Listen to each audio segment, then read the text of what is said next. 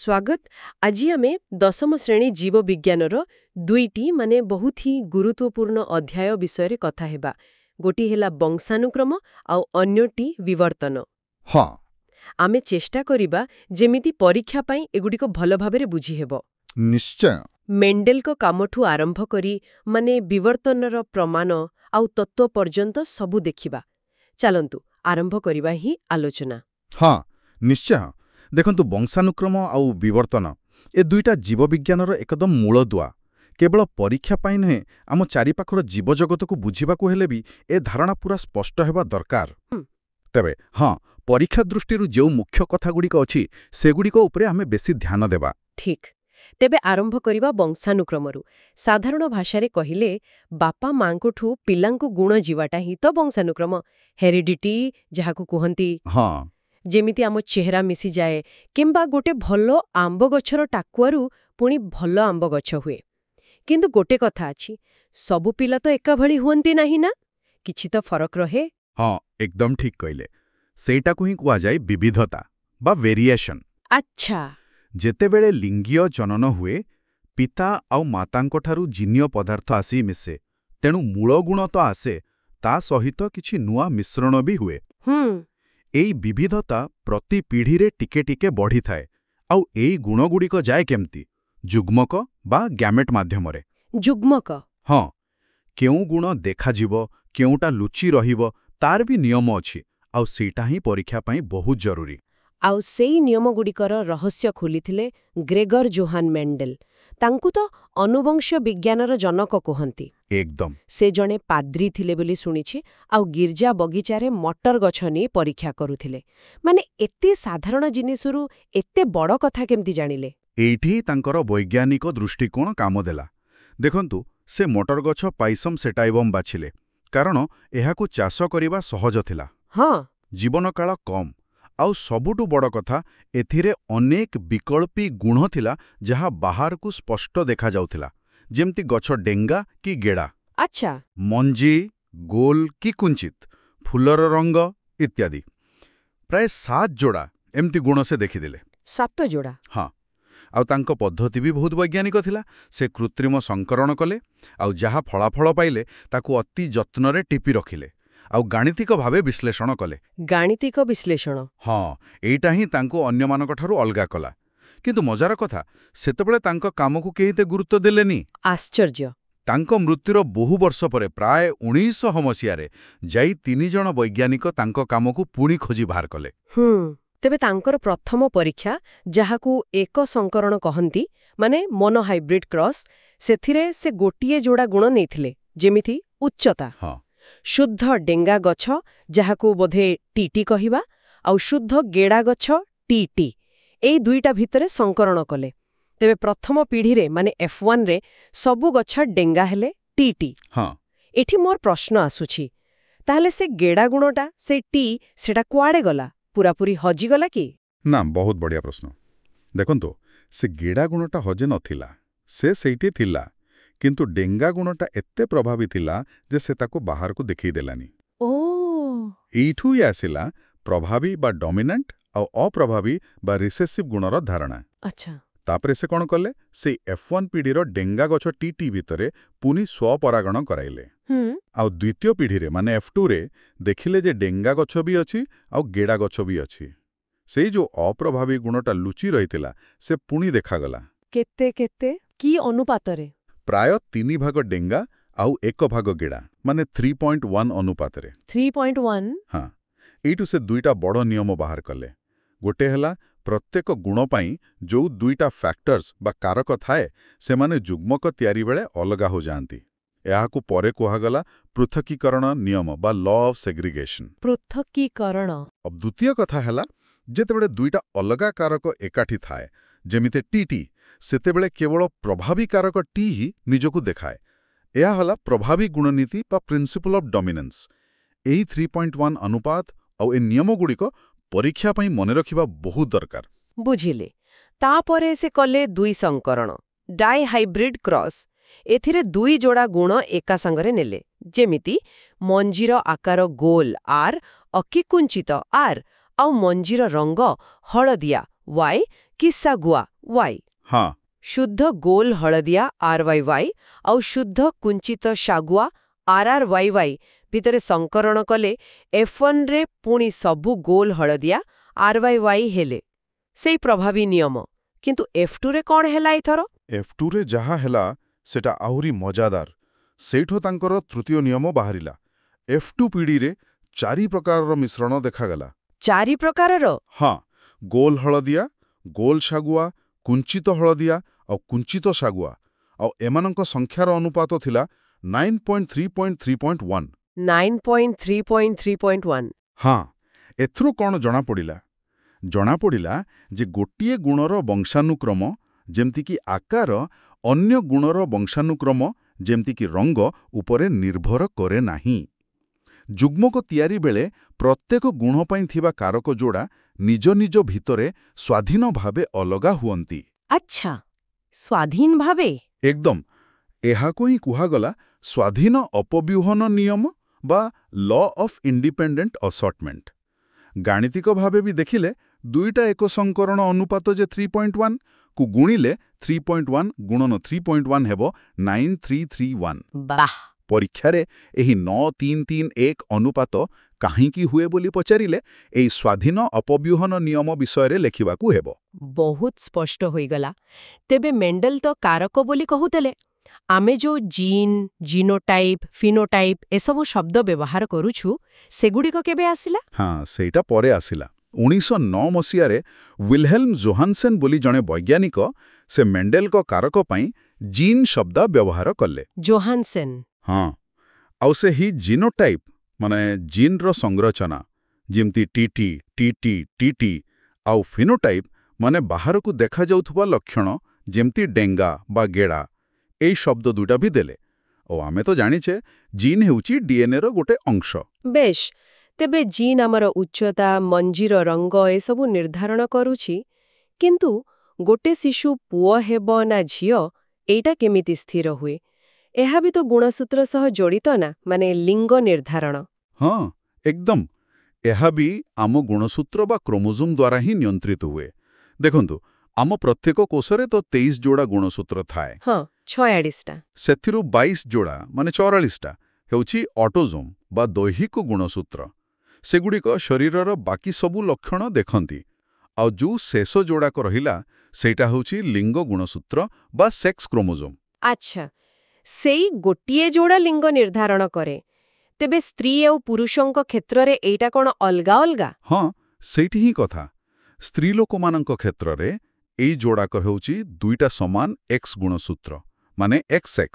XX। କିନ୍ତୁ ପୁରୁଷମାନଙ୍କ କ୍ଷେତ୍ରରେ ଗୋଟିଏ ଥାଏ ଏକ୍ସ ଆଉ ଗୋଟିଏ ଥାଏ ଟିକେ ଛୋଟ Y ଗୁଣସୂତ୍ର ମାନେ XY।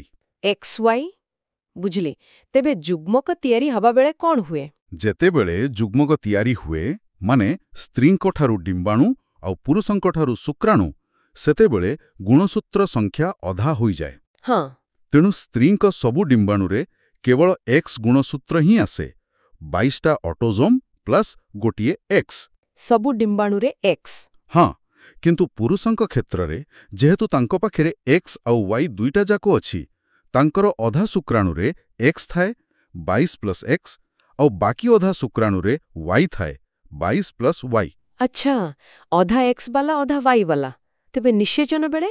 ହଁ, ନିଷେଚନ ବେଳେ ଯଦି ଏକ୍ସ ବାଲା ଶୁକ୍ରାଣୁ ଯାଏ ଡିମ୍ବାଣୁ ଯୋଉଥିରେ ତ କେବଳ ଏକ୍ସ ଅଛି ସହ ମିଶେ ତେବେ ଯୁଗ୍ମଜ ବା ଜାଇଗୋଟ୍ ହେବ XX। XX ମାନେ ଝିଅ? ଏକଦମ। ଆଉ ଯଦି ୱାଇ ବାଲା ଶୁକ୍ରାଣୁ ଯାଇ ଡିମ୍ବାଣୁ ଏକ୍ସ ସହ ମିଶେ ତେବେ ଯୁଗ୍ମଜ ହେବ XY। XY ମାନେ ପୁଅ? ହଁ, ତେଣୁ ଏଥିରୁ କ'ଣ ସ୍ପଷ୍ଟ ହେଲା?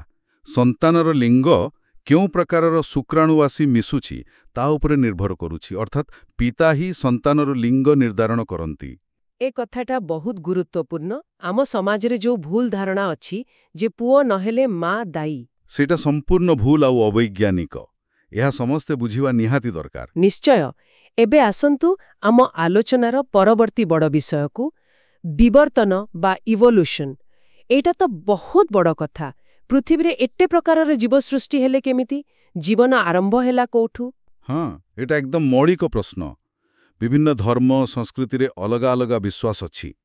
କିନ୍ତୁ ବୈଜ୍ଞାନିକମାନେ କ'ଣ ଭାବନ୍ତି? 1920 ଦଶକରେ ଜଣେ ରୁଷୀୟ ବୈଜ୍ଞାନିକ ଥିଲେ ଓପାରିନ୍ ଆଉ ଜଣେ ବ୍ରିଟିଶ ହାଲ୍ଡେନ୍।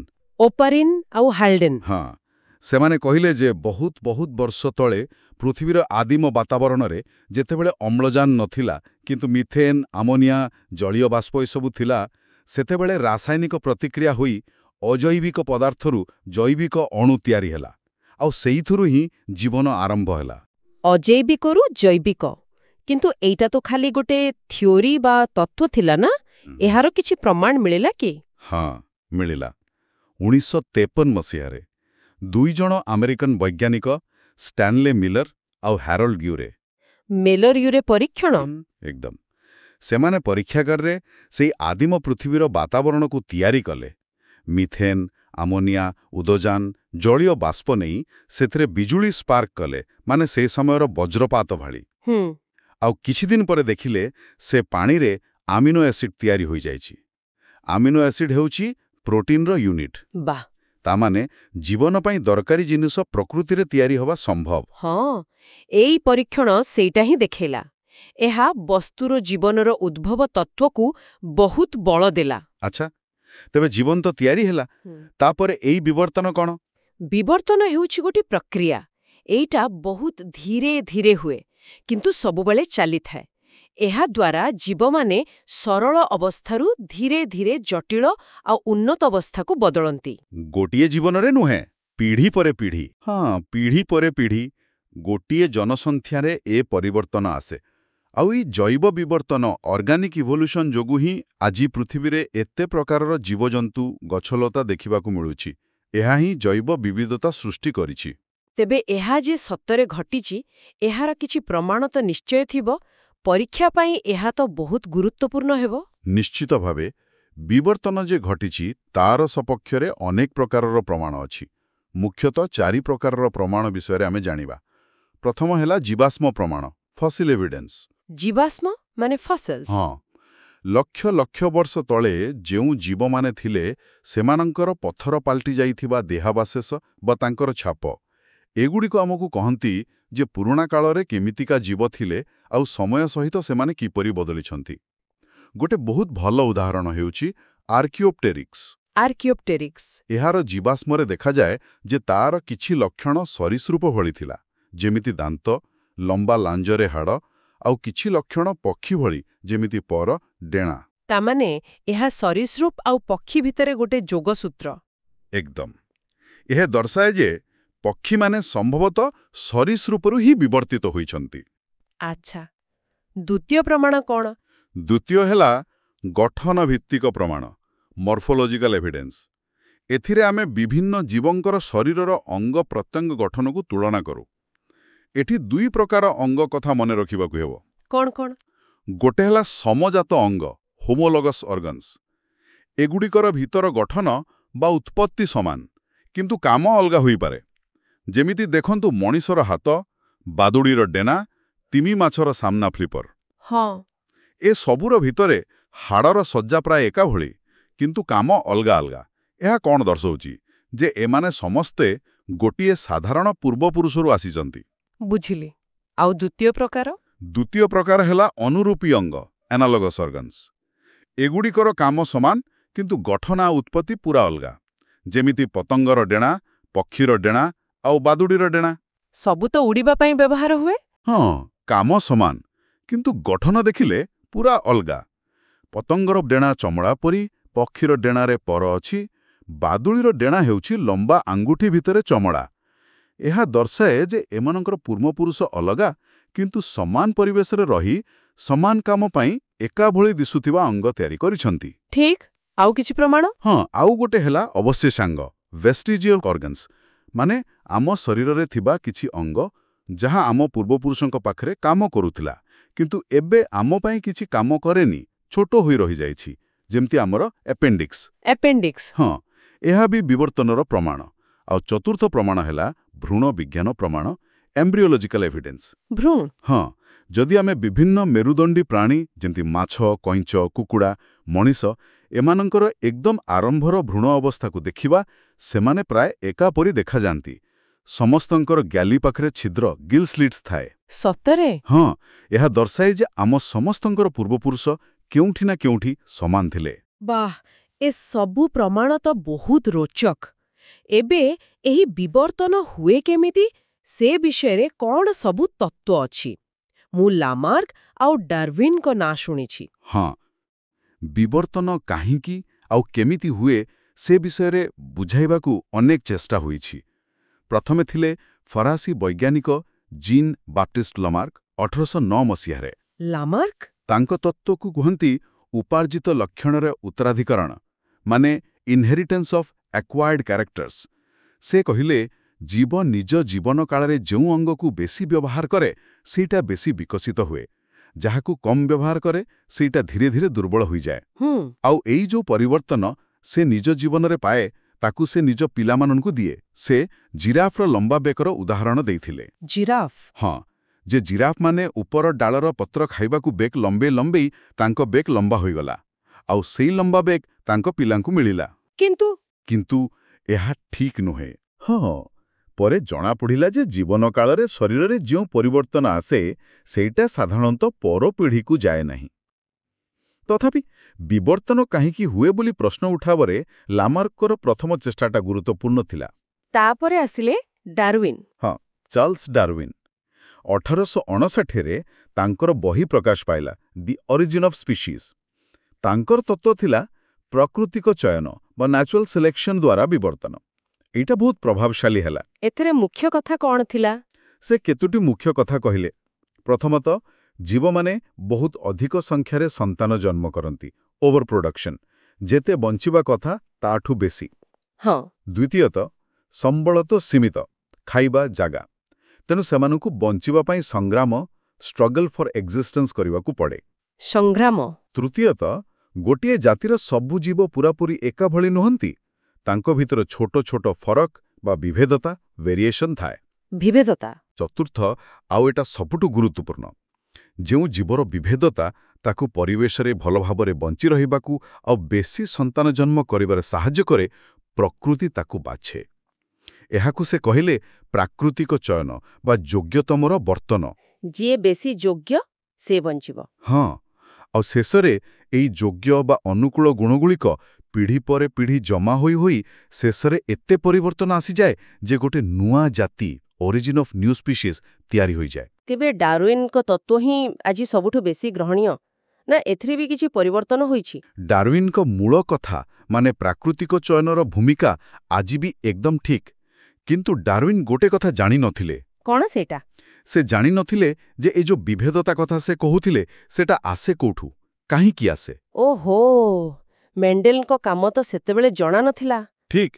ପରେ ଯେତେବେଳେ ମେଣ୍ଡେଲଙ୍କର ବଂଶାନୁକ୍ରମ ନିୟମ ଜଣାପଡ଼ିଲା, ଜିନ୍ ବିଷୟରେ ଜଣାପଡ଼ିଲା, ଆଉ ଜିନ୍ରେ ଯେ ହଠାତ୍ ପରିବର୍ତ୍ତନ ହୋଇପାରେ ଯାହାକୁ ମ୍ୟୁଟେସନ୍ ବା ନବୋଦ୍ଭବନ କୁହନ୍ତି, ସେ ବିଷୟରେ ଜଣାପଡ଼ିଲା। ହଁ। ସେତେବେଳେ ଡାର୍ୱିନଙ୍କ ତତ୍ତ୍ୱକୁ ଏସବୁ ନୂଆ ଜ୍ଞାନ ସହ ମିଶାଇ ଦିଆଗଲା, ଆଉ ତିଆରି ହେଲା ବିବର୍ତ୍ତନର ଆଧୁନିକ ସାଂଶ୍ଳେଷିକ ତତ୍ତ୍ୱ ବା modern synthetic theory of evolution. ଆଧୁନିକ ସାଂଶ୍ଳେଷିକ ତତ୍ତ୍ୱ? ହଁ, ଏହା ଅନୁସାରେ ବିବର୍ତ୍ତନ ପାଇଁ ତିନୋଟି ମୁଖ୍ୟ ଜିନିଷ ଦାୟୀ।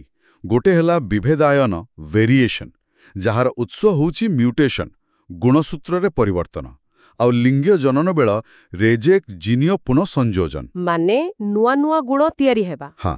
ଦ୍ୱିତୀୟ ହେଲା ପ୍ରାକୃତିକ ଚୟନ, ନ୍ୟାଚୁରାଲ ସିଲେକ୍ସନ୍।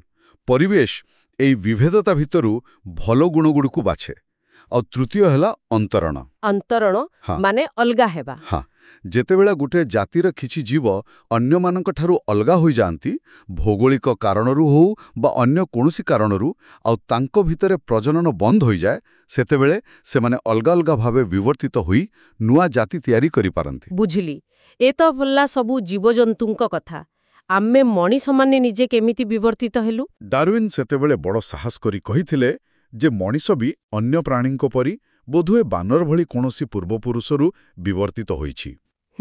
ଆଉ ପରେ ଯେତେ ସବୁ ଜୀବାଶ୍ମ ମିଳିଲା ସେଥିରୁ ଏକଥା ପ୍ରମାଣିତ ବି ହେଲା। ମୁଖ୍ୟ ପର୍ଯ୍ୟାୟଗୁଡ଼ିକ ଦେଖିଲେ ଆଫ୍ରିକାରେ ପ୍ରାୟ 50 ଲକ୍ଷ ବର୍ଷ ତଳେ ଥିଲେ ଅଷ୍ଟ୍ରେଲୋପିଥେକସ୍। ଅଷ୍ଟ୍ରେଲୋପିଥେକସ୍? ସେମାନେ ପ୍ରଥମେ 2 ଗୋଡ଼ରେ ଚାଲିବା ଆରମ୍ଭ କଲେ। ତାପରେ ଆସିଲେ ହୋମୋ ହାବିଲିସ୍, ଯେଉଁମାନେ ହତିଆର ତିଆରି କରୁଥିଲେ। ହୋମୋ ହାବିଲେସ୍? ତାପରେ ହୋମୋ ଏରେକ୍ଟସ୍, ଯେଉଁମାନେ ସିଧା ଚାଲୁଥିଲେ ଆଉ ନିଆଁ ବ୍ୟବହାର କରିବା ଜାଣିଥିଲେ। ହୋମୋ ଇରେକ୍ଟସ୍। ଆଉ ଶେଷରେ ଆସିଲା ଆମ ନିଜ ଜାତି ହୋମୋ ସାପିଏନ୍ସ, ଆଧୁନିକ ମଣିଷ। ଆମର ଉତ୍ପତ୍ତି ବି ଆଫ୍ରିକାରେ ହିଁ ହୋଇଥିଲା, ପ୍ରାୟ 5 ଲକ୍ଷ ବର୍ଷ ତଳେ। ମଣିଷ କ୍ଷେତ୍ରରେ କେବଳ ଶରୀରର ବିବର୍ତ୍ତନ ନୁହେଁ, ସାଂସ୍କୃତିକ ବିବର୍ତ୍ତନ, ଯେମିତିକି ଭାଷା, ସମାଜ, ବିଜ୍ଞାନ ଏସବୁ ବି ବହୁତ ଗୁରୁତ୍ୱପୂର୍ଣ୍ଣ। ବା, ପୁରା ବିଷୟଟା ତ ବହୁତ ବଡ଼ ଓ ବହୁତ ରୋଚକ। ତେବେ ପରୀକ୍ଷା ପାଖେଇ ଆସୁଛି। ଶେଷ ମୁହୂର୍ତ୍ତରେ ପିଲାମାନେ କେଉଁ ମୁଖ୍ୟ କଥାଗୁଡ଼ିକ ଉପରେ ବେଶୀ ଧ୍ୟାନ ଦେବା କଥା? ହଁ, ନିଶ୍ଚୟ। ଦେଖନ୍ତୁ, ସଂକ୍ଷେପରେ କହିଲେ, ପ୍ରଥମେ ମେଣ୍ଡେଲଙ୍କ ନିୟମ, ବିଶେଷ କରି ପୃଥକୀକରଣ ଆଉ ସ୍ୱାଧୀନ ଅପବ୍ୟୁହନ ନିୟମ, ଆଉ ସେହି ଦୁଇଟି ଅନୁପାତ 3:1 ଆଉ 9:3:3:1 ଏଗୁଡ଼ିକ କେମିତି ଆସୁଛି ସେ କ୍ରସ୍ଗୁଡ଼ିକ ବୁଝିବା ଦରକାର। ହଁ, ନିୟମ ଆଉ ଅନୁପାତ। ତାପରେ ମଣିଷରେ ଲିଙ୍ଗ ନିର୍ଦ୍ଧାରଣ, ସେଇ XX ଆଉ XY କଥା, ଆଉ ପିତାଙ୍କ ଭୂମିକା କ'ଣ? XX, XY। ତାପରେ ବିବର୍ତ୍ତନ, ଏହାର ସଂଜ୍ଞା, ଆଉ ସବୁଠୁ ଗୁରୁତ୍ୱପୂର୍ଣ୍ଣ ହେଲା ଏହାର ପ୍ରମାଣଗୁଡ଼ିକ। ଜୀବାଶ୍ମ, ଆର୍କିଓପ୍ଟେରିକ୍ସ ଉଦାହରଣ ମନେ ରଖିବା ଭଲ। ସମଜାତ ଆଉ ଅନୁରୂପୀ ଅଙ୍ଗ, କିଏ କ'ଣ, ଉଦାହରଣ ସହ ପାର୍ଥକ୍ୟ କ'ଣ? ଅବଶେଷାଙ୍ଗ, ଭ୍ରୂଣ ବିଜ୍ଞାନ ପ୍ରମାଣଗୁଡ଼ିକ। ତାପରେ ଲାମାର୍କ ଆଉ ଡାରୱିନଙ୍କ ତତ୍ତ୍ୱ, ଦୁଇଟା ଭିତରେ ମୁଖ୍ୟ ପାର୍ଥକ୍ୟ କ'ଣ? ଆଉ ଆଧୁନିକ ସଂଶ୍ଳେଷିକ ତତ୍ତ୍ୱର ମୁଖ୍ୟ କାରଣଗୁଡ଼ିକ କ'ଣ? ବିଭେଦାୟନ କେମିତି ଆସେ? ପ୍ରାକୃତିକ ଚୟନ, ଅନ୍ତରଣ। ଲାମାର୍କ, ଡାରୱିନ୍, ଆଧୁନିକ ତତ୍ତ୍ୱ। ଆଉ ଶେଷରେ ମଣିଷ ବିବର୍ତ୍ତନର ମୁଖ୍ୟ ପର୍ଯ୍ୟାୟଗୁଡ଼ିକର ନାଁ। ସବୁଠୁ ବଡ଼ କଥା ହେଲା, କେବଳ ମୁଖସ୍ଥ କରିଦେଲେ ହେବନି। ଏସବୁ ପ୍ରକ୍ରିୟା କେମିତି କାମ କରୁଛି, ତାର କାରଣଟା ବୁଝିବାକୁ ଚେଷ୍ଟା କରିବା ଦରକାର। ଏକଦମ। ତେବେ ସବୁ କଥାକୁ ଯଦି ଏକାଠି କରି ଦେଖିବା, ବଂଶାନୁକ୍ରମ ଆମକୁ ଗୁଣ ପାଇଁ କଞ୍ଚାମାଲ ମାନେ ଜିନ୍ ଦଉଛି। ବିଭେଦତା ସେଥିରେ ନୂଆ ନୂଆ ରୂପ ଆଙ୍ଗୁଛି। ଆଉ ପ୍ରାକୃତିକ ଚୟନ ସେହି ବିଭେଦତା ଉପରେ କାମ କରି ବିବର୍ତ୍ତନର ଦିଗ ଦେଖାଉଛି। ବହୁତ ସୁନ୍ଦର ଭାବେ କହିଲେ। ଏହି ତିନୋଟି ମିଶି ହିଁ ଜୀବଜଗତକୁ ଆଜିର ରୂପ ଦେଇଛନ୍ତି। ଆଉ ଶେଷରେ ଗୋଟିଏ କଥା ଭାବିବା ପାଇଁ ଛାଡ଼ି ଯାଉଛି। କ'ଣ? ଆମେ କହିଲେ ବିବର୍ତ୍ତନ ଏକ ନିରନ୍ତର ପ୍ରକ୍ରିୟା, ସବୁବେଳେ ଚାଲିଛି। ଆଜିକାଲି ଦୁନିଆରେ ମଣିଷ ତ ନିଜ ବୁଦ୍ଧି, ବିଜ୍ଞାନ ବଳରେ ନିଜ ପରିବେଶକୁ ବହୁତ ବଦଳାଇ ଦେଇଛି। ଡାକ୍ତରୀ ବିଦ୍ୟା ବହୁତ ଉନ୍ନତ। ତେବେ କ'ଣ ପ୍ରାକୃତିକ ଚୟନ ଆଉ ମଣିଷ ଉପରେ କାମ କରୁନି? ଭାବିବା କଥା। ନା, କିଛି ନୂଆ ପ୍ରକାରର ଚାପ, ଯେମିତି କିଛି ନୂଆ ରୋଗ କିମ୍ବା ଆମର ବଦଳୁଥିବା ଜୀବନଶୈଳୀ, ପରିବେଶ ପ୍ରଦୂଷଣ, ଏସବୁ କ'ଣ ଆମ ବିବର୍ତ୍ତନକୁ ଏବେ ବି କୌଣସି ଦିଗରେ ନେଉଛି?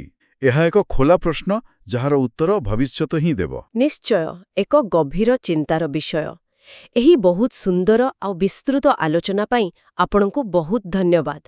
ଆଶା କରୁଛୁ ଆମର ଏ ଆଲୋଚନା ବଂଶାନୁକ୍ରମ ଓ ବିବର୍ତ୍ତନ ବିଷୟରେ ପଢ଼ୁଥିବା ସମସ୍ତ ପରୀକ୍ଷାର୍ଥୀଙ୍କୁ ନିଶ୍ଚୟ ସାହାଯ୍ୟ କରିବ।